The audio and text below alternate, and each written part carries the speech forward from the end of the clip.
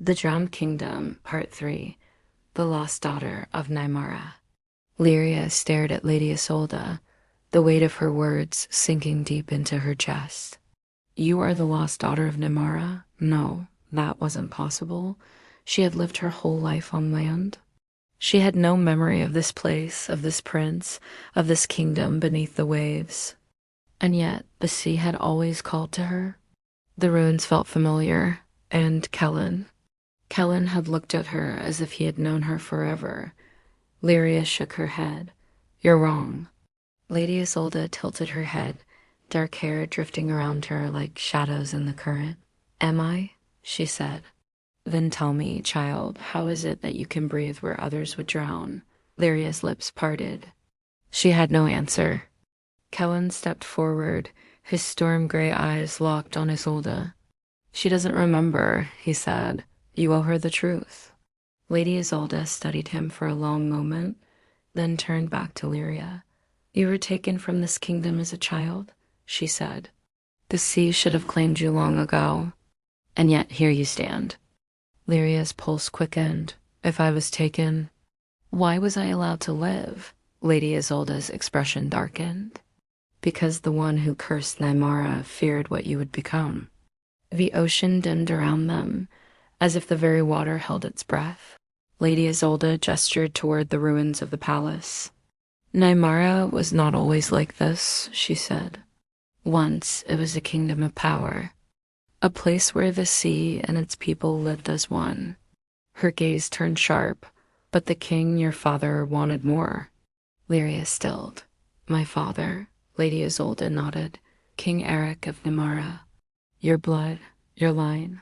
Lyria's head spun. What did he do? Kaelen's voice was quiet.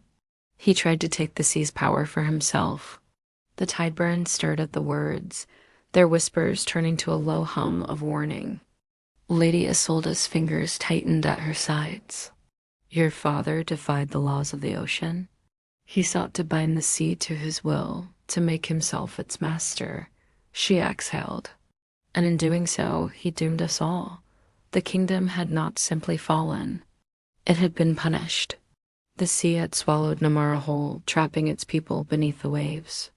Lyria's hands trembled. And what happened to him? Lady Isolde's eyes gleamed. He was the first to drown. Lyria felt like the ocean itself was crushing her. Her father had caused this.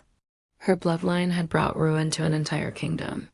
She looked at Kaelen, her voice unsteady. If you knew. Why didn't you tell me? Kaelen's jaw tightened. Because you are not your father.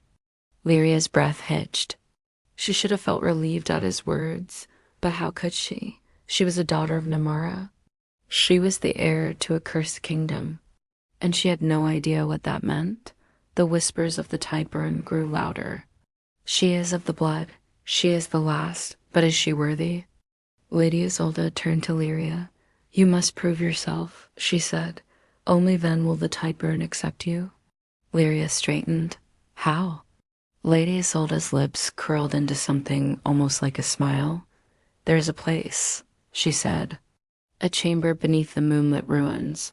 A place where only the royal line may go. Kaelen stiffened. The Chamber of Tides. Lyria frowned. What's inside? Lady Isolde's gaze darkened. The truth. Lyria inhaled sharply. For better or worse, she had to know. She met Lady Isolde's gaze, her voice steady. Then take me there. To be continued?